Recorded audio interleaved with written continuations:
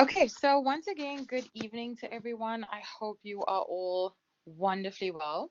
Welcome to the first session of quantitative techniques, better known as stats. And we're going to look at a couple of different things today. So I have introduced myself already, but just to reiterate, my name is Akila and I will be your online tutor for stats this semester. I hope it will be amazing. I know that it will be better than previous years. We've had a bit of trouble with this module previously, but it seems to be quite smooth sailing as far as this year is concerned. It's looking a lot better from the way in which the module is structured this year, this semester.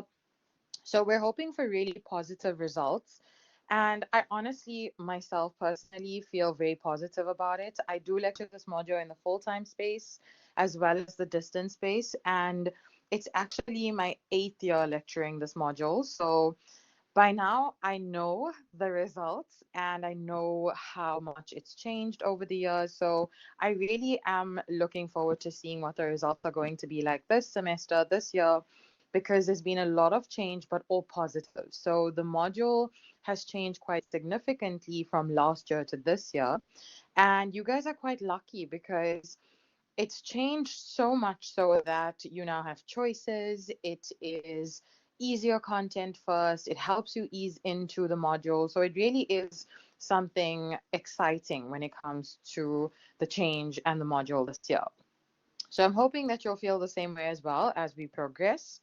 And I'm hoping that you've seen my emails. I'm so sorry to have bombarded you with a couple of them, but it's the start of the semester. You know how that goes with emails about ICE tasks and that kind of thing. So I just wanted to reiterate some of the stuff that I would have mentioned in the email so that everyone's on the same page and you have an idea of what's expected of you for the semester, for this module, and also just to give you an idea from my side of how I see things panning out.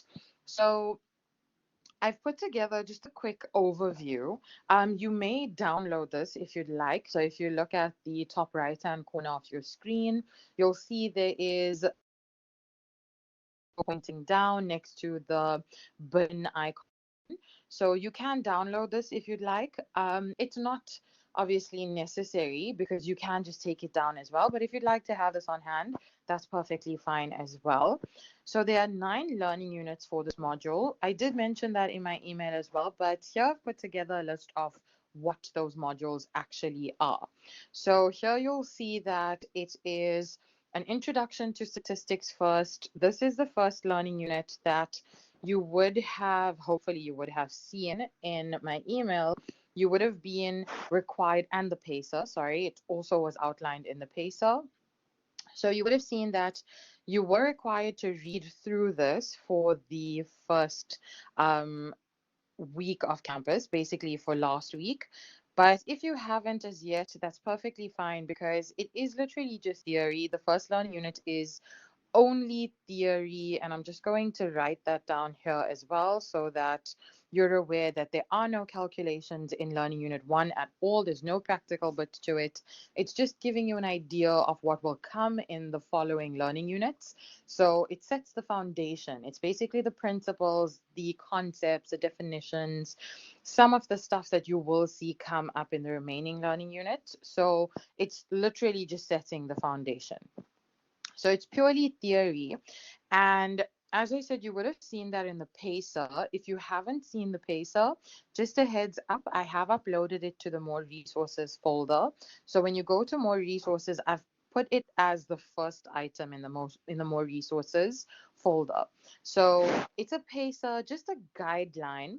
Naturally, it is subject to change because of, for example, public holidays that might come up, or maybe just an NSS session that's taking place and there is some sort of change that needs to happen. But it is just a guideline to say to you, this is what we foresee should be the pace at which we move, and this is what should be covered in each respective week. Naturally, as well, it does not have to go exactly as planned. There might be sessions where we say we're covering one section, but we needed to reiterate something from a previous section, and so we'll do that first. So it's just a guideline, it's just to give you an idea of how the semester will pan out. So please look at it and get an idea, gauge what the semester, what our collab sessions will be like, and have a look at what you will need to look through in the weeks that we don't have the collab sessions. So please have a look at that pay scale. I've also included into the calendar on VC Learn our sessions that take place that take place every second week. So it's going to be every alternate week. And what's going to happen is I will be sending you pre-recorded sessions in the weeks that we don't have a live collab. So I previously was I'm not sure if you heard of last year, there was someone called a guru developer.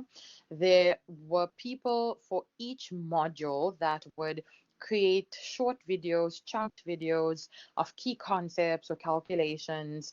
And this was distributed to pretty much everyone in the full time and the distance space. So I was the guru developer for stats, and so I do have quite a bit of videos that are quite useful that cover some of the main sections in this module. So what I'm going to do is, in the week that I don't see you at the start of the week, I will be sending you a video, or even if it's just a summary, that type of thing to look at, to listen to, if it's a video to watch. And you can use that. So I'm also not sure if you have already had any collab sessions, but you might have heard that we are now making use of YouTube channels. So I'm going to be uploading those videos to the YouTube channel. I will give you more information in terms of that as well. I'll send it via an announcement so that nobody misses that. So I will upload those videos to the YouTube channel, and I'll send out an announcement saying, during this week, we're not having a collab session, so this is what you need to listen in on, or this is what you need to read through, that type of thing. So those chunked videos are extremely useful. They are short but straight to the point, helps you identify a key concept or calculation, and it's all example based. So I use examples to show you how to carry out a calculation or how to apply a specific question or topic, that type of thing.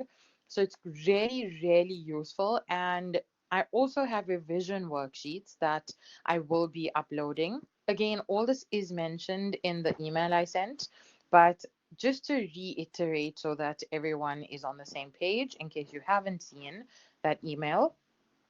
So yes, there are revision worksheets that I also will be uploading, and I will let you know as soon as I do upload them. I've actually already uploaded Learning Unit 1 and Learning Unit 2 revision worksheets. So if you go to the More Resources folder on VC Learn, and you go to the folder labeled revision, then you will see the two learning units 1 and 2 here. You can work through those. I will be working through the Learning Unit 2 one today. And then the Learning Unit 1 is just theory again, so you can work through those as well. So these are just additional resources for you just to help you should you need more practice with something. And then together with that and the videos, you really will be on the right track, and also our live collab sessions. So all of that gives you enough resources to be fully equipped for your assignments, for your exam, that type of thing. So that is pretty much everything I mentioned in my emails. And then, as I said, here listed out are all of the 9 learning units. It is index numbers, which we'll look at a little bit of it today, then descriptive statistics, regression and correlation, basic probabilities, probability distributions, sampling distributions, and hypothesis testing, and chi-square testing. So the order in which you see it appear here is in order of it going from easy, sorry, to a little bit more difficult. So these, I would say, 5 learning units are a little bit tougher than the first 4. The first 4 ease you into the module, and it's also quite advantageous because These and learning unit 5 actually. So these 5 are everything that is covered in your assignment 1 and 2. And then the difficult stuff, the stuff that's a little bit tougher, is not in the assignment, it will be in the exam. But again, I mentioned earlier that there are choices. So I am going to talk to that a bit more just now. But just so you have an idea of what the learning units are, it's these 9. They go from easy to a little bit more difficult. And as I said, whatever I don't cover in the live collab sessions in the weeks that we don't have the collab, I will send you recordings and content that you can work with during those weeks. So you will always have something on hand to go through at any point in time and to work with, even if it's just something that helps you with an assignment or with revision practice. You will definitely have some sort of content with you at all times. So that's the 9 learning units. And then the next thing we're looking at are the ICE tasks. So your ICE tasks have already been uploaded to VC Learn as well. So again, if you go to the more resources folder as well, there is a folder labeled ICE tasks, and I have uploaded all 4 of them. You have 2 attempts at each one of them. So I'm just going to write that here as well. So 2 attempts at each one of them. However, they are participation based. So as long as you attempt the ICE task, you are getting 100%. Unfortunately, because of how the system works, you will be awarded marks for the task, but don't worry about the actual results because as long as you have attempted it, you will get 100%. Now, the reason you have 2 attempts is because of load shedding. A typical day in South Africa, you could be attempting the task and load shedding hits, and you might need to refresh the page later on, and sometimes you get kicked off the system. So just to allow for those types of issues, I've given you 2 attempts. But again, don't stress about the mark allocation on it. It's just because the system works in such a way that you have to have a mark allocation. We have allocated marks, but don't stress about the actual result that you get. You'll still get 100% as long as you have attempted it. So there is one final due date. Now, this is quite important, and I have also emailed you about this. And I've posted an announcement as well. This is the final due date, and it's just one due date. So I know that life gets in the way. You guys are, most of you are working individuals where you have a tough time juggling different due dates, assignments, and so on. So I have I've set one date for all of your ICE tasks to be completed by. You naturally have from now until the 21st of May, 8 p.m. to complete the tasks. So you can do it whenever you like from now until then, but it must be completed by the 21st of May at 8 p.m. because of the fact that we have to still submit results to the ops team. And most of the time, I set the due date for like a day or two before it's actually due to the ops team. So I don't have much leeway myself when it comes to giving you leeway to complete the task. So this is why I've given you enough time to complete it. It's just over, actually, it's just under 3 months that you have to complete it. So there's more than enough time. So please do bear that in mind. Whenever you have the chance, look at these tasks. They are multiple choice questions, so you aren't having to do, answer short questions or do hectic calculations online, that type of thing. They are multiple choice, but they are a combination of theory and application or calculation based questions. So, for instance, you would have a calculation put up onto the screen, and you would need to calculate the answer, not write out the answer, just calculate it and select which one is correct from the options provided. So I do suggest having a pen and a page with you, a calculator with you when you're attempting some of them, because it obviously does require you to do some sort of calculation. But again, it's nothing that needs to be typed in or put into some sort of format online. You just literally need to select the correct answer. So the ICE tasks are based on typical questions you can expect in your assignment, in your exam. So please do take them seriously. I know that it can get quite hectic again with time constraints and juggling so much, but it also is good practice for you. So because of the type of questions that are included in the tasks, it just gives you practice in terms of assignment questions, exam questions. It's just good practice for you. So if you are able to take out maybe just an hour or even half an hour for some of them, if you're able to take out the time and actually sincerely answer the questions, it really will do you good. So please do try that. And at the very least, try to actually answer the questions and not just randomly select answers.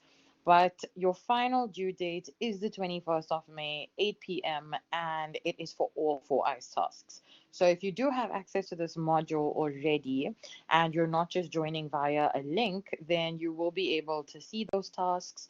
I have already unblocked them, so they are available already, and you can have a go at them whenever you'd like. So that's your ICE tasks. Sorry, I will be taking questions towards the. Sorry, let me just look at the questions. Yes, I will be giving you the answers to the revision worksheets, but I am going to do it in such a way that I will upload the worksheet and give it a week or so and then upload the solutions just to give you some time to work on them without looking at the solutions. So I will be uploading solutions, but it'll just be a little bit lagged so that it gives you some time to work with them. All right. So, sorry, as I was saying, I will be answering any questions that you have as well. If you do want to type them into the chat, please feel free to do so, and I will have a look at them just now, or you can ask me whatever questions you have at the end of me explaining all of these housekeeping rules. All right, so the next thing we're looking at are your assessments. So your first assignment is based on Learning Unit 1 and 2. Some of you might already have seen this, others might not have. So the assignment is based on Learning Unit 1 and 2. These two learning units are the intro to statistics, which we saw on the first page that I had shown you just now. So intro to stats. And then the second learning unit is index numbers.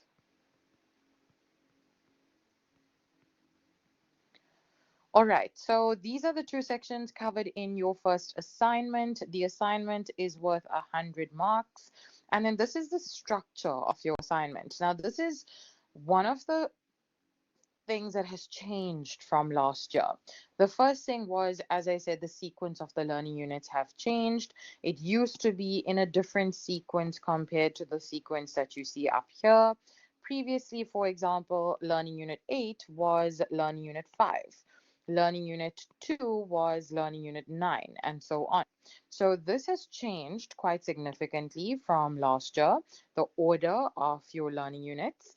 And then here in terms of your assignment, they previously did not give you an indication of what to expect in your assignment, the structure of it, the mark allocation, and so on. But this year, because of the module changing, they've given you an idea of what to expect.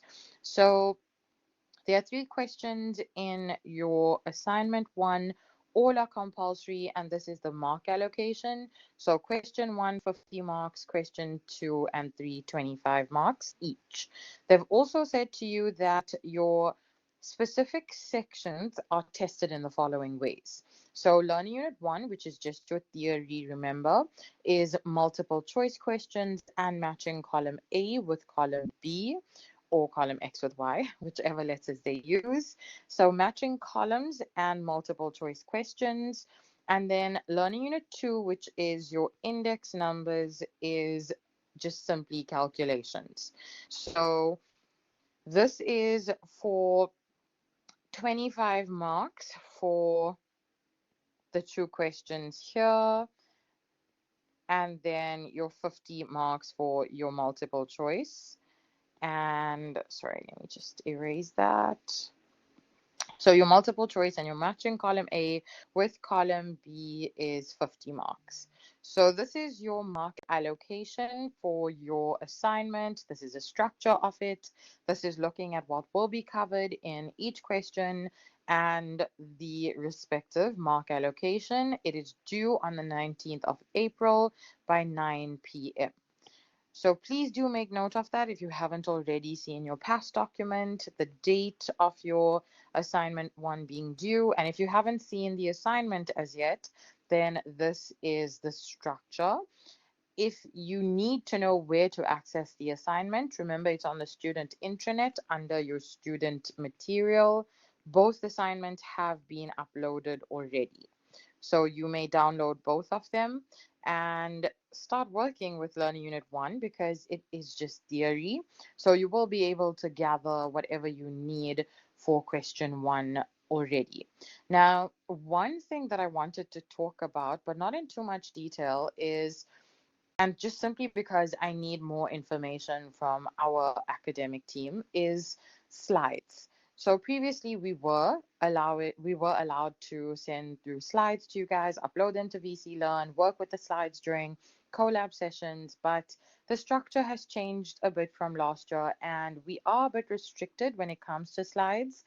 So I am still awaiting word on whether I can provide those to you. If I am able to provide those to you, then it really does make a world of a difference. So I'm hoping and praying that they do allow for that. But if not, then you are going to be working with your textbooks very closely. What I am going to do is send out an announcement detailing exactly which chapters cover each learning unit, just to make it easy for you for reference when you are studying or when you need something for an assignment. I will point that out to you so you know where to refer to in your textbook, but I am also just hoping that we're allowed to provide you with slides. It makes it so much easier. The slides are so simple and straightforward. They have everything that you need, and it really is quite easy when it comes to a numeracy module that students are generally scared of, to have something that you know is providing you with some sort of ease in terms of the module. So I really do hope we have some leeway there, and I will let you know as soon as I know. Okay, so it's on the student intranet, and on the student intranet, you'll see that there is an option labeled student material. When you go to the student material, you'll need to type in the module code. So the module code is QUAT6221W. Please do include the W because that will take you straight to the online module. And then within this, you'll see that the 2023 folder is the one that you will select. And within this, you'll see assignment 1 and 2.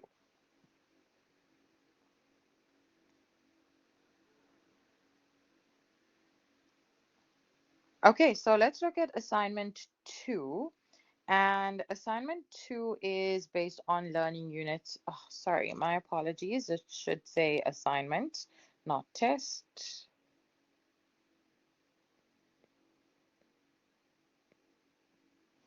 Okay, so assignment 2 is based on learning units 3 to 5. So if we backtrack a bit, let's look at what that is. So learning unit 3 is your descriptive statistics. Learning unit 4 is your track a bit. Let's look at what that is. So learning unit 3 is your descriptive statistics. Learning unit 4 is your regression and correlation analysis. And learning unit 5 are your basic probabilities. So these 3 sections are covered in your second assignment. It is also 100 marks. And this is the structure of the assignment. So you have 2 sections in assignment 2, section A and section B. Section A is for 60 marks, and within it, there are 2 questions. Now, both of these questions are compulsory in assignment 2, and they are split equally as 30 marks each. So here, both compulsory, 30 each, 60 marks. And then in section B, there's also two questions, but you're going to select one of them. Now, this is very important. So, although I am saying it to you here, it is also included in the assignment. So, please do read carefully. Look at what they're specifically telling you to do, and you're going to select either one of the questions, and this section is for 40 marks. So question one, 60 marks. There are two questions within section one or section A, and each of them is split equally, so 30 marks per question. And then section B has two questions. You will select one of them, and that is for 40 marks, which gives you your total of 100. And this is due on the 2nd of May at 9 p.m. All right, so that's assignment two. It is a lot more calculations involved as opposed to assignment one. And this is simply because assignment one has learning unit one, which is purely theoretical. And then assignment two has learning units three, four, and five, which are mainly calculation based. Then for your exam on the last page, so this is covering all of the sections in this module, so learn unit 1 through to 9. The exam is worth 120 marks, and here there's also an explanation of the structure of the exam.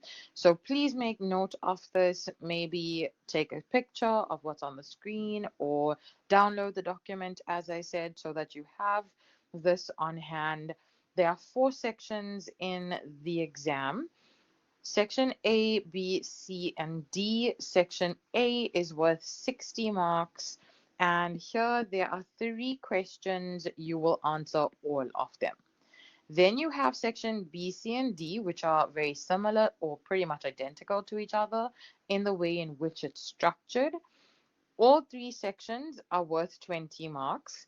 All 3 sections have 2 questions, and you will choose one from each section. So from section B, C, and D, you are only choosing one of each. So choose one per section, and in total, that would give you 4 questions.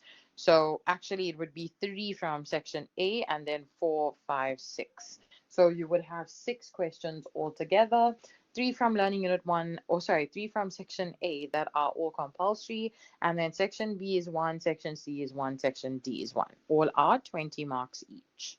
The mark allocation is, I doubt it will change. It is subject to change, but I think it is exactly like this. It is the same as a full-time space because you all write the exam on the same day, so I don't see that being different. And then the date of it is unfortunately not confirmed as yet, but most likely it should be in June. There is a possibility of it being in July, but that date hasn't been confirmed as yet. And remember, all of your assessments, not your assignments, your exam is on campus. So you will have a written on campus exam. Okay, so I think that's it in terms of the housekeeping rules. Do you guys have any questions before I look at the questions from Learning Unit 2 that I was hoping to get through?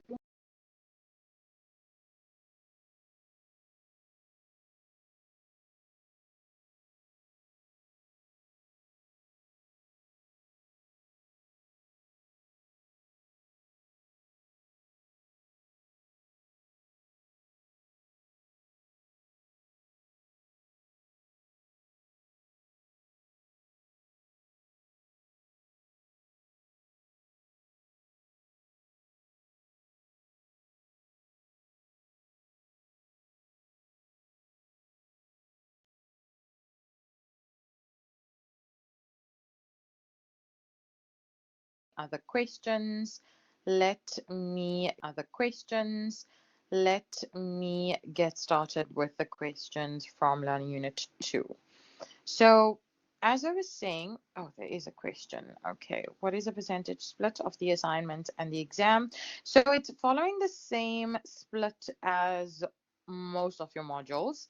It is 25 for the first assignment, 30 for the second, and then 10 for I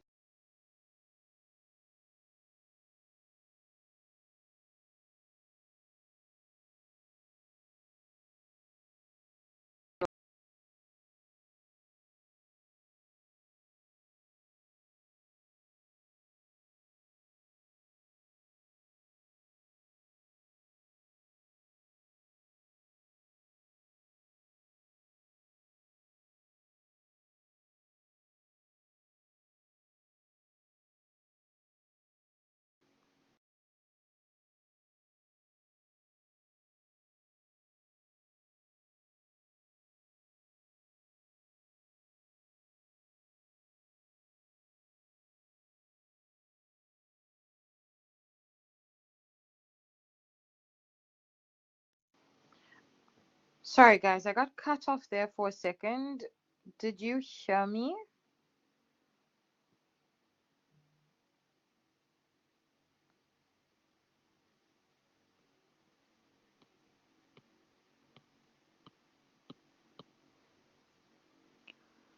Okay, I'm sorry, I have no idea what happened there. Okay, so as I was saying again, that your ICE is 10, your first assignment is 25. It could be subject to change, but I'm pretty sure it's exactly the same as it has been.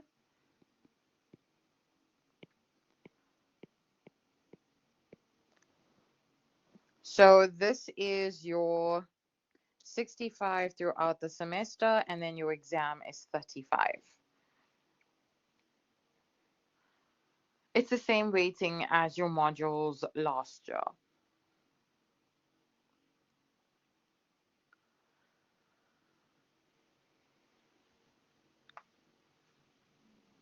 All right, so as I was saying, the PACER had indicated that in the first week of lectures last week, you would have been required to read through Learning Unit 1.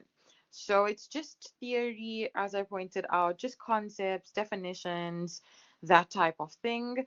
It's literally nothing major that's being tested. There's no short questions that will come out in your assignment. It's literally just mainly concepts, definitions, differences between certain concepts, and so on. So that was what you would have needed to go through. I know it is possible that many of you have not gone through that as yet, but please can I ask that you do look through it, read through Learning Unit 1, just get an idea for what it does say, because it obviously is important that you have that foundation. You know what the concepts mean, you know what each word means or each definition, because it is stuff that comes up in the later learning unit. So if you don't know what it means from the start, then it does become a bit difficult for you to work with as we move along. So please can I ask that you do have a look at Learning Unit 1 if you have not done so already. And I will, as I said, I'm really hoping that we can send you some slides, because the slides have everything that you need to know for Learning Unit 1 condensed into a couple of slides. It makes it easier for you to read through. It's not bulks of information like your textbook has, so it does make it a bit easier. So I will let you know about that, as I said. But for now, please can I ask that you do read through the content of Learning Unit 1. It is, I think it is chapter 1 as well in your textbook. So that was what you were required to do for last week. And then today I was hoping to do a couple of the questions that you see up on the screen. It is based on your index numbers, and it is Learning Unit 2. Sorry, let me just have a look at the questions. I don't think that it is a struggle for everyone, because I I actually went onto the system today to download both the assignments, and I was able to download them both. So from my side, there doesn't seem to be an issue, but I'm not sure if from the student view there could possibly be an issue. No, sorry. The pacer that I'm referring to is literally labeled pacer on the you were able to, okay. So when you go to the more resources folder on VC Learn, it's literally the first item. It should be the first item there. Remember, VC Learn, not the student intranet. So more resources, and the first item is labeled pacer. So the pacer is something that we just put together individually for our modules, for our respective modules, just to, as I said, give you an idea of how we see the semester panning out. So it's not the module outline, because that would naturally be strictly adhered to. Our pacer is flexible. It's just giving you an indication of, in specific weeks, when live collabs take place, what will be covered, versus when a collab is not taking place in a particular week, what should be covered by the student or what will be sent to the student, that type of thing.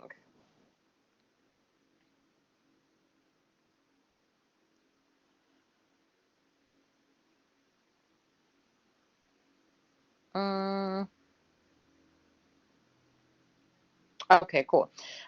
Thank you for the link, Jody. If you are still having trouble with downloading that, I do suggest please logging a ticket on VC Learn, but please also pop me an email because I can also send it to you via email. But maybe just also log a ticket so that they're aware that you are having issues. And it might be that there is some sort of restriction on your email or just on the actual assignment itself. I know other modules, other lecturers or online tutors were having that issue where they were password protected as well. So on my side, it's not showing as password protected and it is opening normally. So this is why I'm saying maybe just log a ticket to let them know that you are having a problem with the second assignment. And it could possibly just be an issue on your end because maybe with your account it's somehow password restricting it. But I'm happy for you to email me as well and I can send you a copy of that.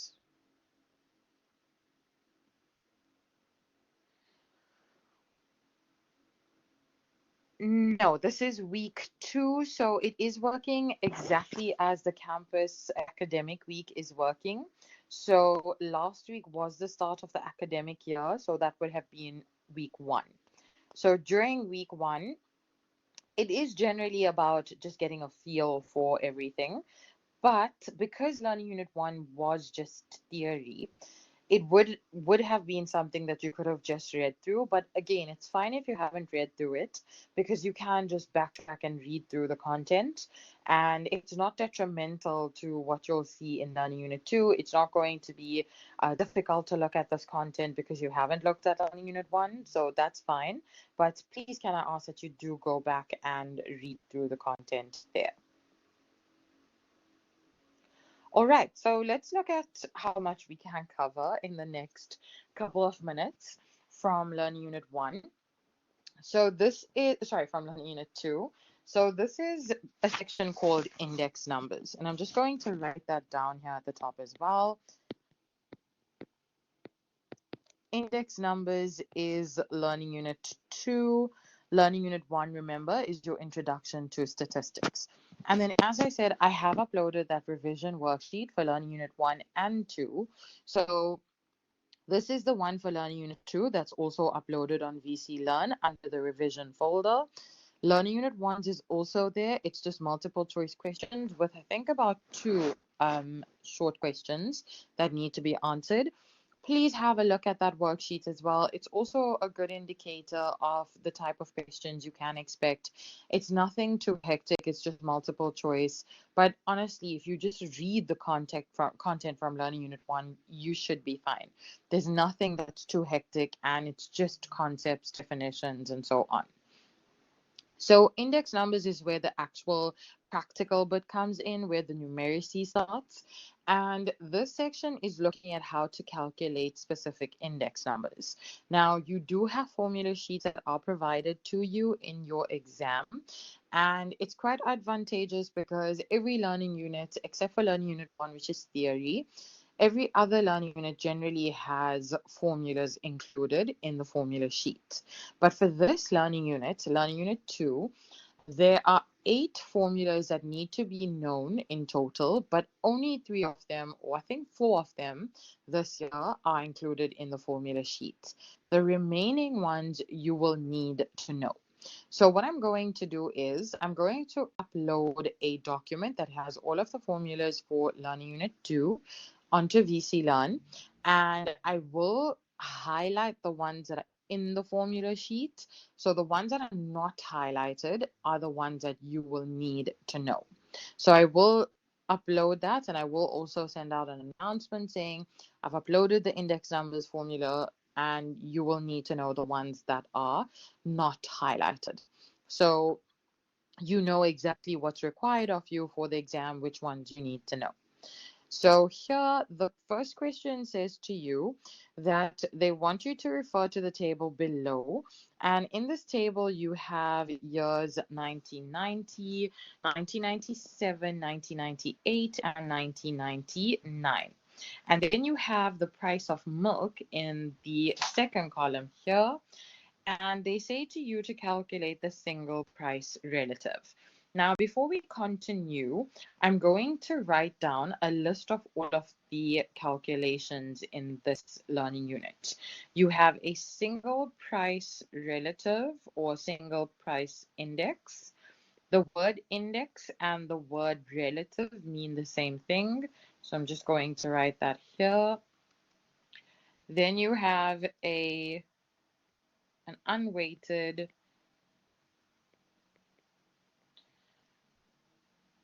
price index.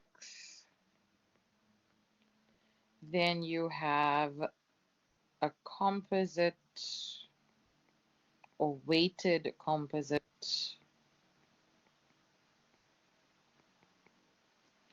price index. And within this weighted composite price index, you have two categories. They are the Las Paris and the partial approach.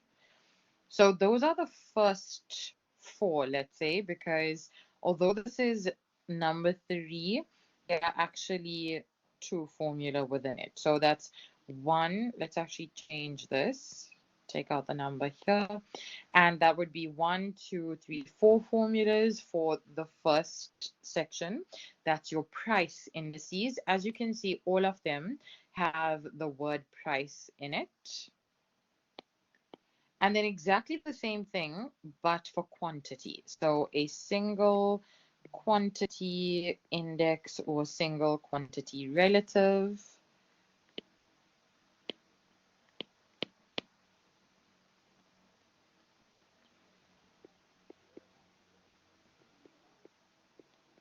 Then you have an unweighted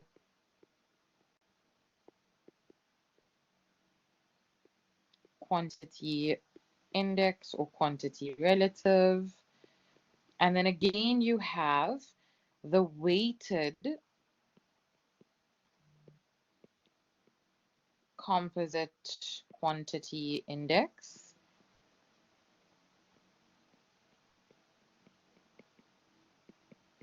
And within this, you have the two categories of Las Paris and partial. So as you can see altogether here, there are 8 formula that you need to know. You need to know together here, there are 8 formula that you need to know. You need to know, and I'm just going to also highlight here. So you need to know the single price relative, the unweighted price relative, and the Las Paris weighted composite price index and the partial composite price index.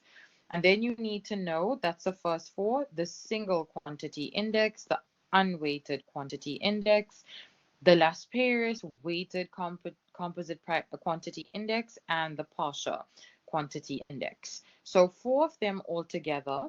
And of these 4, generally the ones that they do give you the formula for is the first one here, and then numbers 3 and 4. They might give you one more, which I'm thinking would be this one, number 2 here at the top, but we naturally can't guarantee that.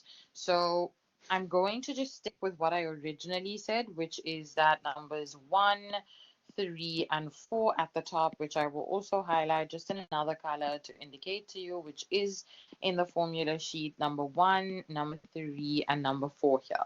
So those are generally in the formula sheet, so you can expect to see those there. The others that are not highlighted here are not in the formula sheet. Now, let's have a look at the calculations for the first one. So the first one is a single price relative.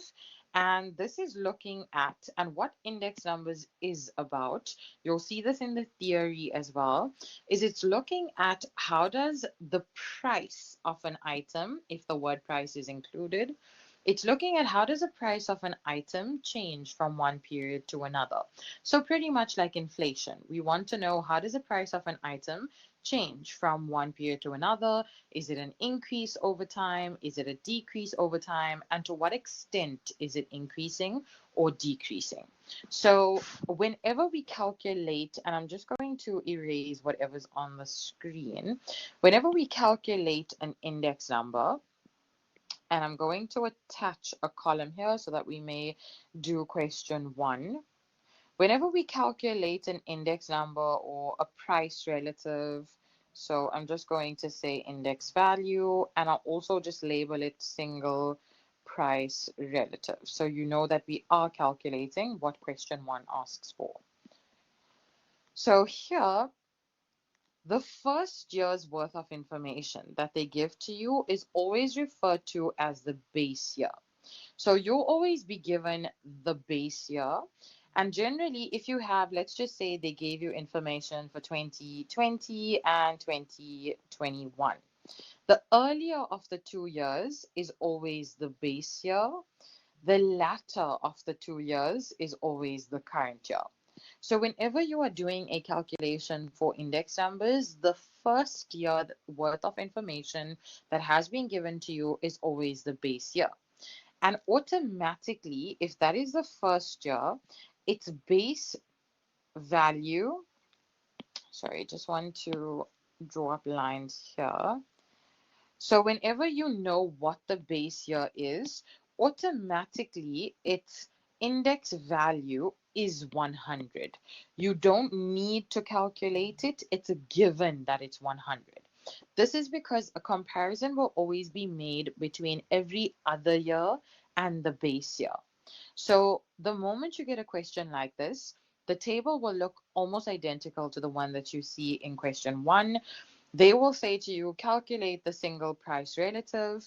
They gave you a number of years. The first year will always be your base year, and automatically its index value is 100. You can immediately put that into your answer. Then you only start calculating from the years after that. So the next year is 1997. Now, here, 1997 becomes the current year. And I'm going to write that here. Your base year is always the first year that you had information for. So your base year is 1990, your current year is then 1997. So you're making a comparison between these two values. Now, when you are looking at the base and current year, because you're working and looking at what the price change was from one period to another, and I'm going to circle that here, you're comparing the price in the current year to the price in some previous period in the base year. So the base year's price is always referred to as P0. The current year's price is always referred to as P1. The formula to calculate this single price relative is P1 over P0 multiplied by 100. So for the year 1997, since this is now the current year, this will be P1, the 13 Rand for the price of milk, and the base year of 1990 is going to be the P0. So to calculate the index value for the year 1997, it's going to be P1 of 13 over P0 of 8, and you will multiply that by 100 to give you your index value. So here, your first value for the year 1997 is 162.5. Now, when you answer this, when you put in the 162.5, you are not going to include the percentage sign here. You will leave it as is. I will explain to you in a second when we bring in the percentage sign. So for now, leave it as is. Let's go to 1998. Now you're comparing 1998, and I'm just going to erase this. Okay, now you're comparing 1998 to the base period of 1990. The base period is never going to change. So as long as you have, like in this example, 1990, 97, 98, 99, 1990 is always a base year. It never changes. So now you're comparing 1998 to 1990. So here, 90, and I'm just going to highlight which ones we are comparing. So 98 becomes the current year,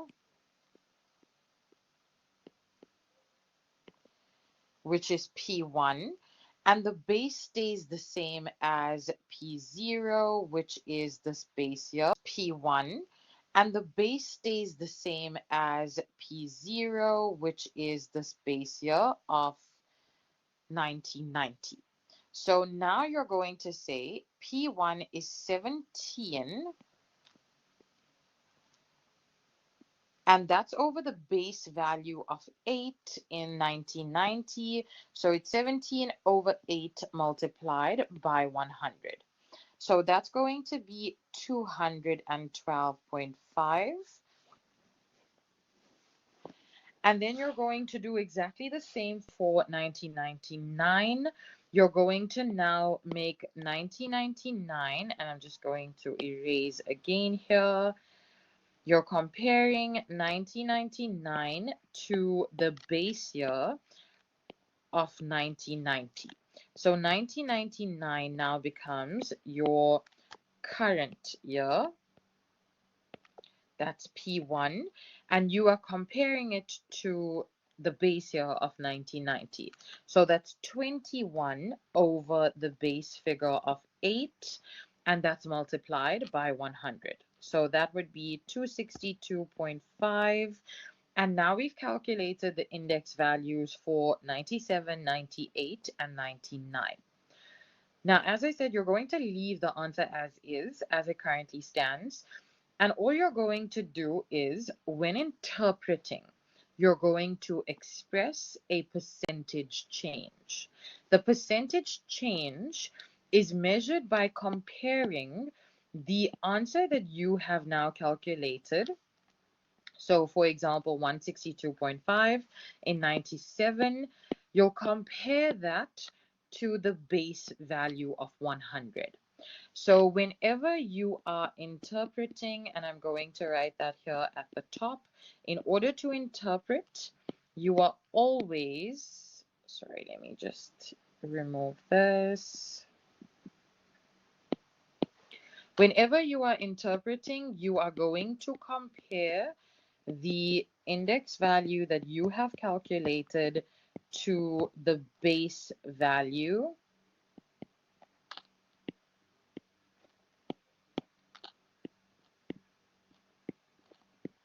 of 100.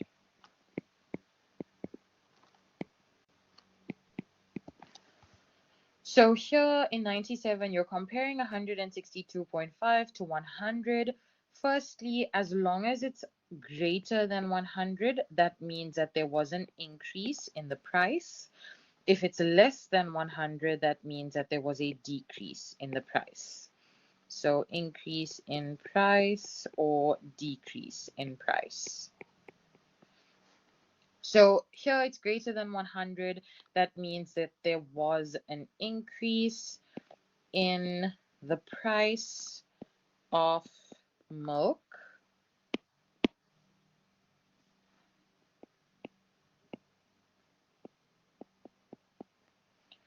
And it increased by, and as I said, you compare the index value to 100. So you're going to say that the difference between 162.5 and 100 is 62.5. So there was an increase in the price of milk by 62.5%. So when you're interpreting, you're going to write it exactly as I have written it here. you will say that therefore, you can even include the years if you'd like.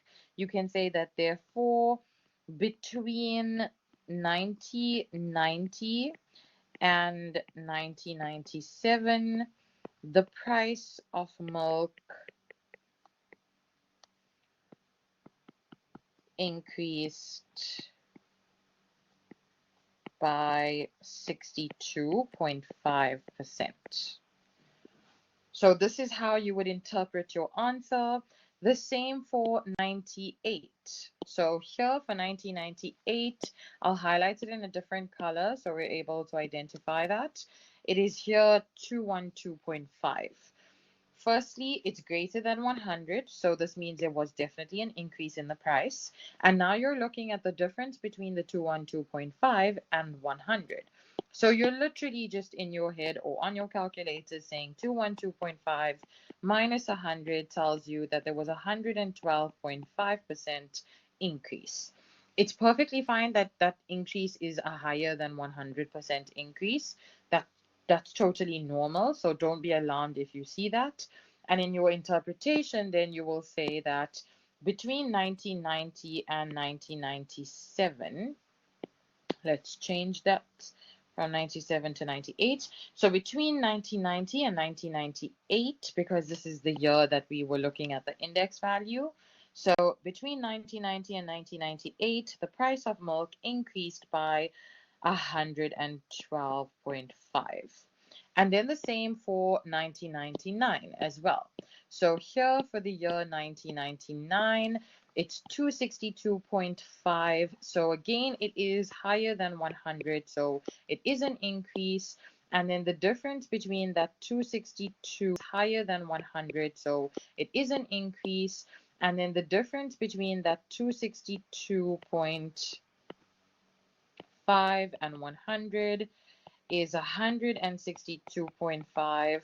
So that's the percentage increase. And in your explanation, your interpretation, you'll say that between 1990 and 1999, the price of milk increased by 162.5%.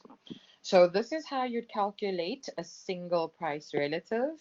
It would be using the formula that you see up here, P1 over P0 multiplied by 100. And when you get to your answer, leave it as that. Don't add the percentage sign. So as you see it here, only when you are interpreting and you're saying whether there was a percentage increase or decrease, you will work out the difference or compare that index value to 100 like we did for each one here. And we'll say that whatever the difference is between that index value and 100, that was the percentage increase or decrease. Any questions there?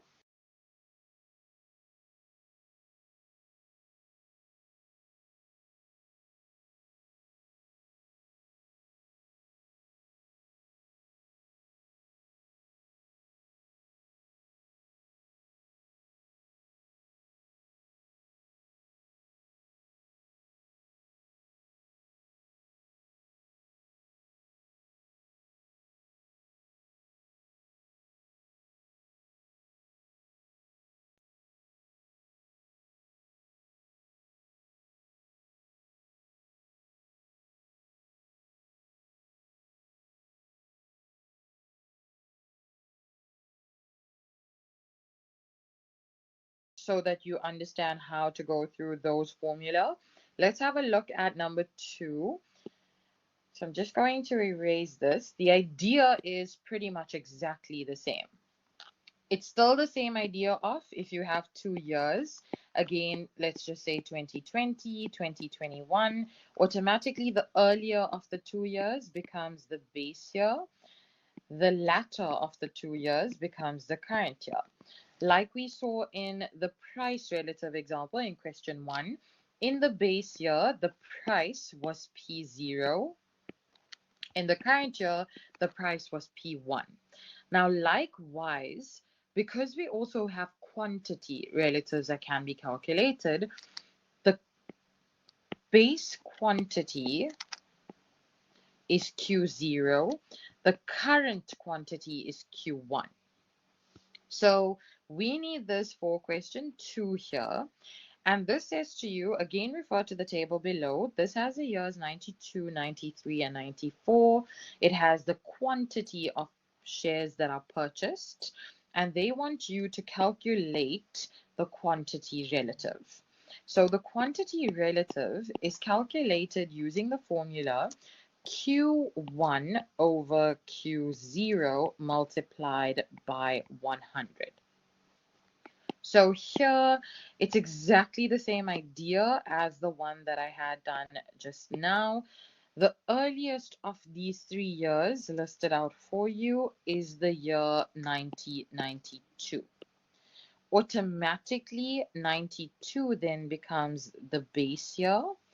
And again, automatically, that would make the quantity Q0, because in the base year, the quantity is Q0, like I had written at the top. So here, that would be Q0.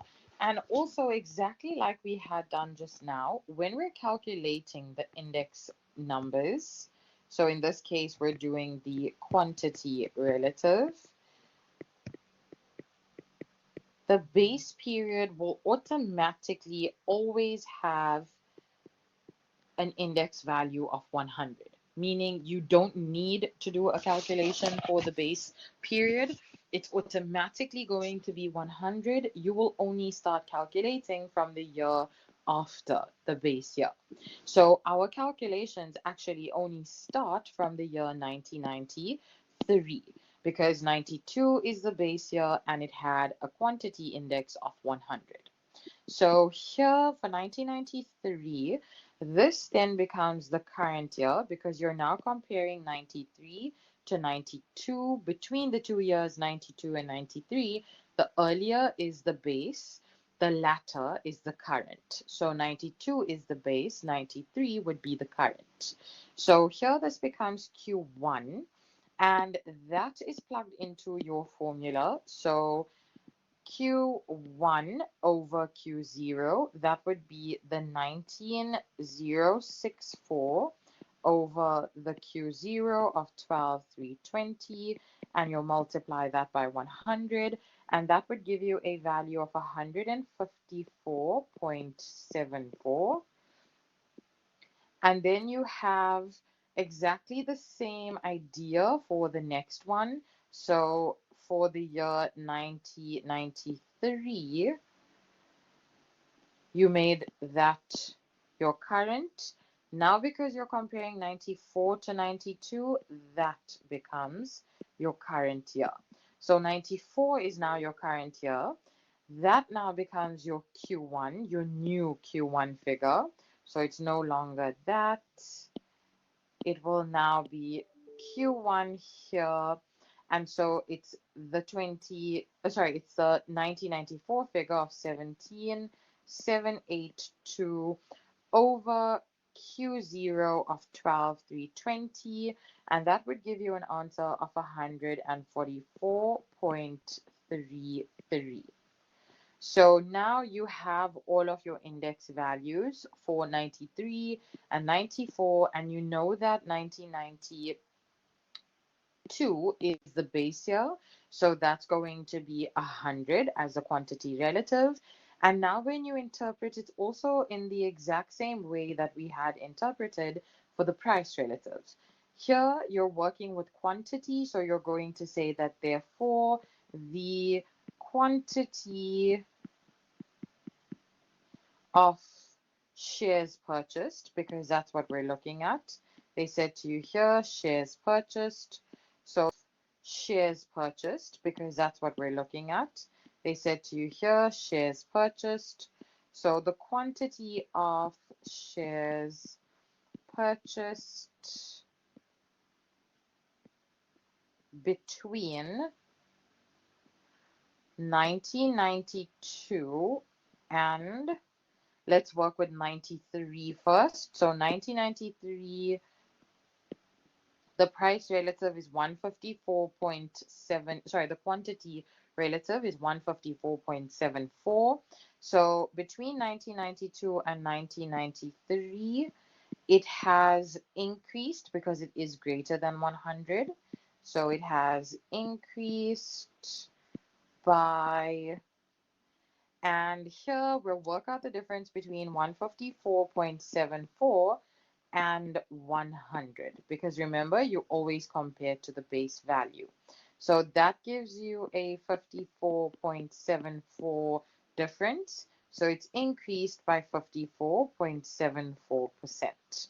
So the quantity of shares purchased between 1992 and 1993 has increased by 54.74%. The same now if you were comparing 1993. So 1993, I'm just going to highlight that in a different color. 1994 is a price relative of 144.33. Sorry, I keep saying price relative instead of quantity relative. So the quantity relative is 144.33. So you're going to firstly identify that that was an increase over the years. So it is higher than 100, so it's going to be an increase. And you need to look at what the increase was. So here, the difference between 144.33 and 100 leaves you with the 44.33. So here in your interpretation, you're going to say that the quantity of the shares purchased between 1992 and 1994 has increased by 44.33%. All right, any questions there?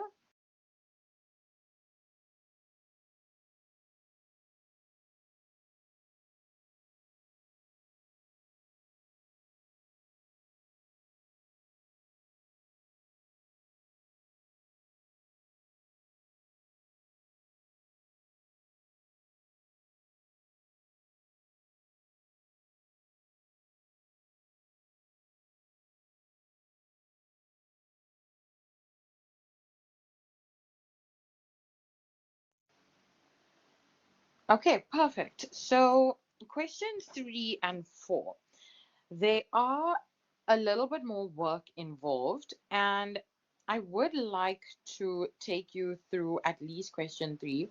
Is there anyone that actually needs to leave to go to another session, or can I continue for the next 5 minutes or so?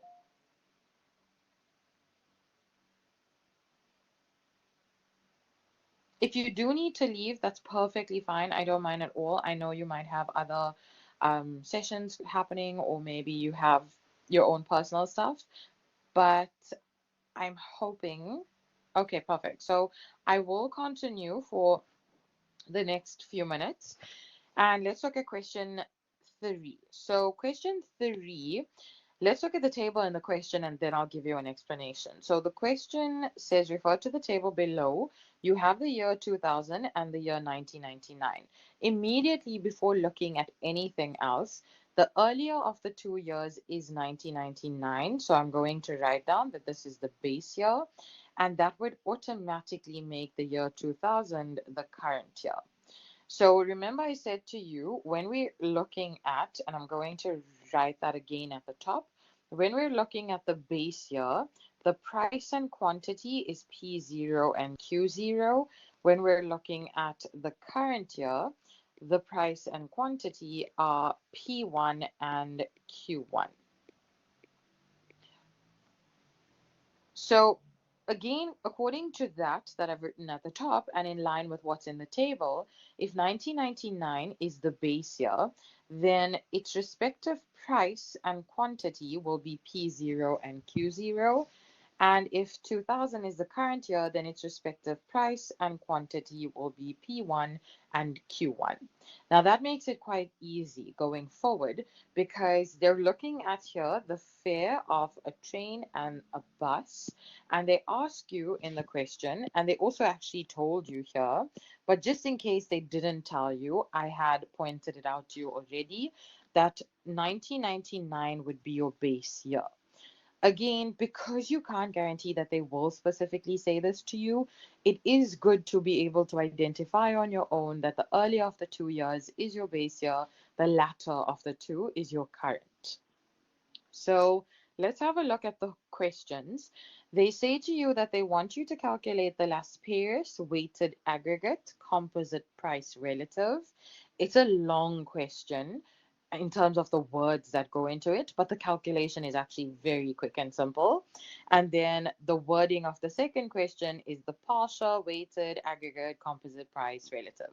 So as I said, it's quite a lot of words in terms of what the actual calculation is that's required, but the calculation itself is a very short formula and it's a very quick formula as well. Okay, so here it's literally short as in actually written quite shortly, and quick as in it is a quick formula to calculate as well. So here, Laspeyres weighted aggregate composite price relative. Quite a mouthful. The formula for it is the sum of P1 times Q0 over the sum of P0 times Q0. And you will multiply that by 100. So here you're looking at, firstly, multiplying each P1 by its respective Q0. And the reason we have the sum of sign at the beginning is because we're going to do it for every single item. And the same in the denominator, it says P0 times Q0, and we're doing it for every single item and adding them up. So let's work with what we have in this formula and calculate that value. So I'm going to write down the formula again on this page so that we know what we're working with. So the sum of P1 times Q0 over the sum of P0 times Q0. As you can see, quite a short formula written out. It's not an extensively long one. And then even to just calculate it, it's pretty quick as well. So here we need to first identify where is P1. So P1 on the table is here, and Q0 is here. So let's put that into the formula, and you can answer this question exactly as I am showing you here. So you're going to say that in the numerator, we said P1 times Q0 for every single item. So you're going to say for the first item for trains, P1 is 7.43, and please make use of brackets as I am doing. So 7.43 multiplied by its respective Q0 of 53 and close that bracket off, plus the next item is the bus, and that P1 is 5.1 item is the bus, and that P1 is 5.12 multiplied by its respective Q0 of 102. And that is it for your numerator. Then for your denominator now, you need to look at what goes into it. So if you look at, and I'm just erasing here so that we can circle again and you don't get confused.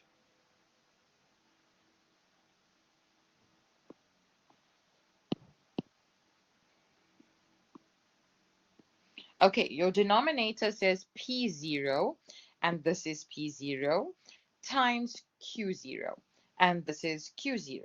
So now you're basically saying the 6.9 times the 53 for the first item, and you're adding on to that the 4.66 times the 102 for the second one.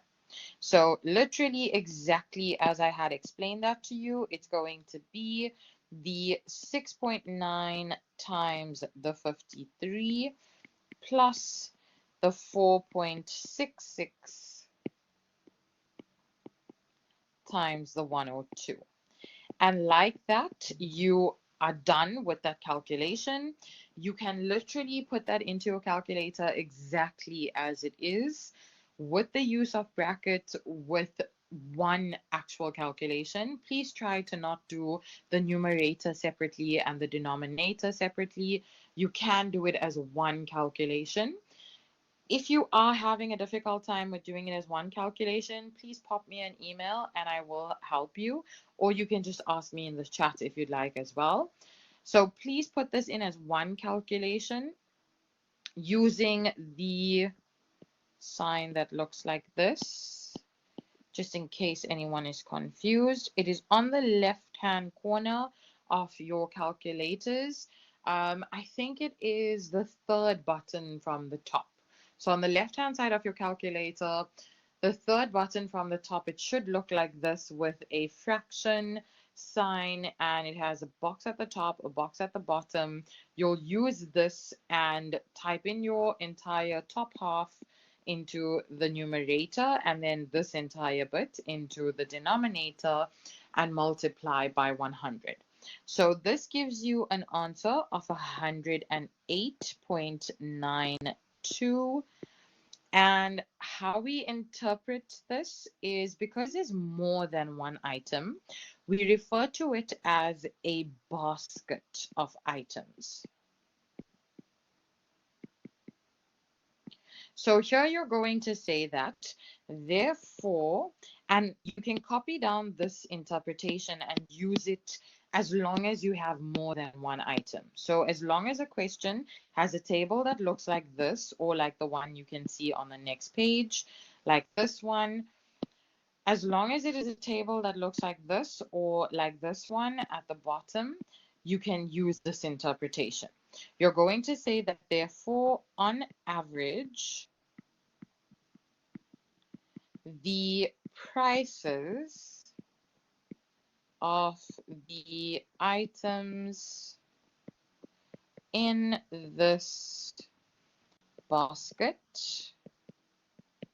have, in this case, because it's higher than 100, it has increased.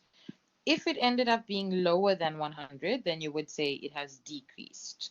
So they have increased by, and you work out the difference between this 108 and 100.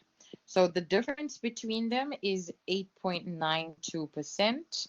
So you're going to say that on average, the prices of the items in this basket have increased by 8.92%.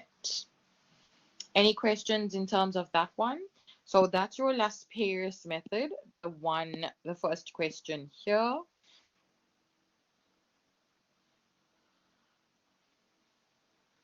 The second one, which is the Pasha one, the only difference in the formula that you see up here, this one here,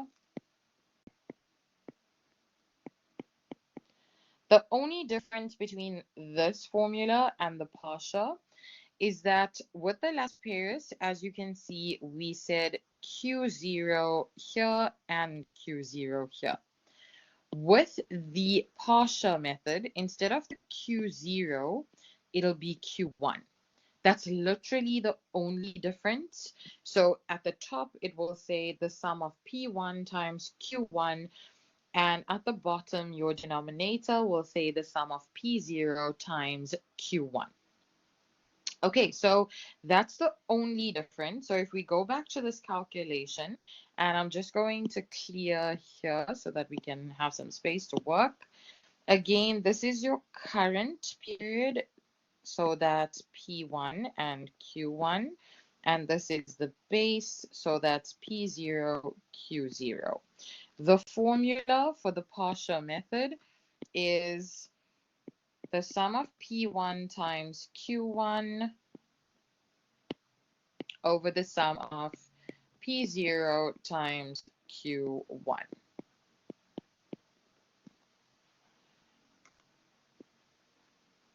So here, exactly the same idea as I was doing just now as well.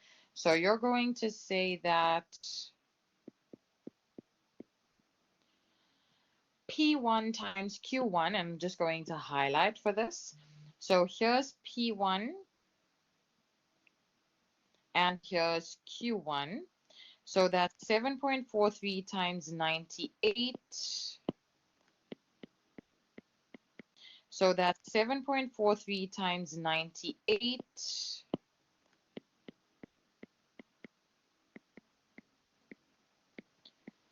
plus for the next item, it's 5.12 times 134.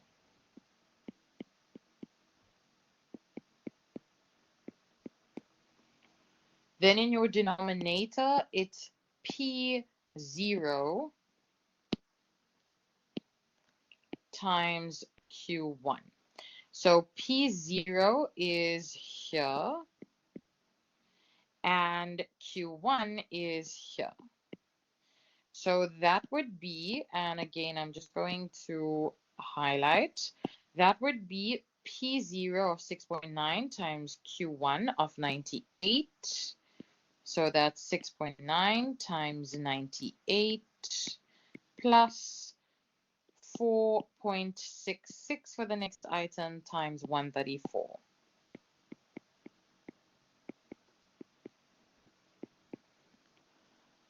So that gives you an answer of 108.73, and that's it for your partial method. So as you can see, they're quite straightforward. There's nothing hectic to it. There's nothing that is confusing, I'm hoping. And the formula for both of them are very similar to each other. It's just that with the last pairs, you had Q0 here and here. With the partial, you now have Q1 in the formula. So that is Q1 here and here. So how you interpret this is you'll say that therefore, on average, again, because we're working with price, you'll say that the prices of the items in this basket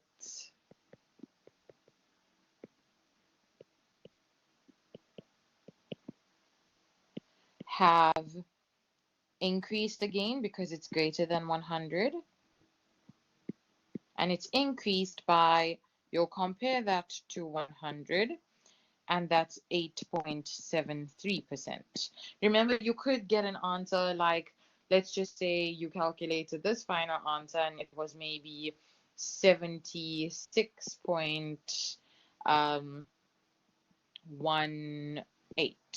So all you'll do is you'll work out the difference between 76.18 and 100, and you will say instead of the prices having increased, it's actually decreased, and you'll work out the difference between 100 and 76.18, and you'll say that it's decreased by 23.82%.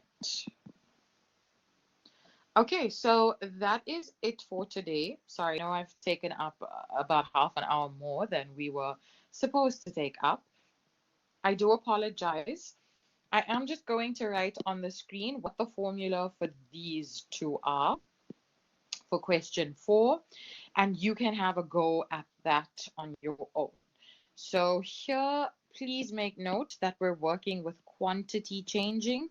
So in the statement here, when you're interpreting, you're going to say, instead of on average, the prices of the items have changed or increased or decreased. You're going to say the quantity consumed of the item has either increased or decreased. So the formula for the first one, the last pair is quantity index or quantity relative, is the sum of P0 times Q1 over the sum of P0 times Q0 times 100. And the partial formula is the sum of P1 times Q1 over the sum of P1 times Q0. Oh, sorry, this is supposed to be a bracket, and that's times 100. So please can I ask that you have a go at this, try this out, get a feel for it. It's, as I said, exactly the same idea as the two we just did as well. And the only difference is when you're interpreting, as I said, you will say that therefore, on average, the quantity consumed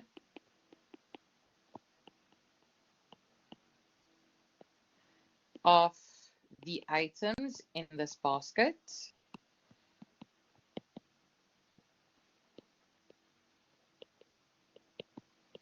have either increased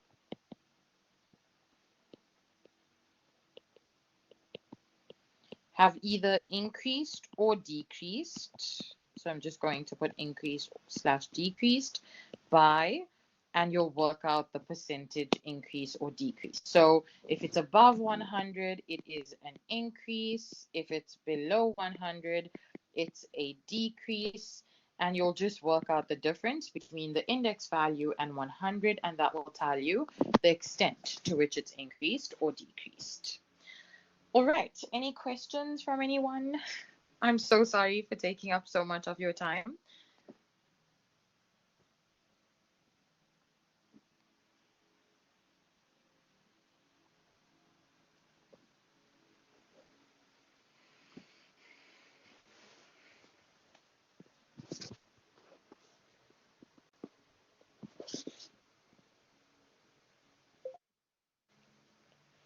Okay, so it doesn't look like there are any questions.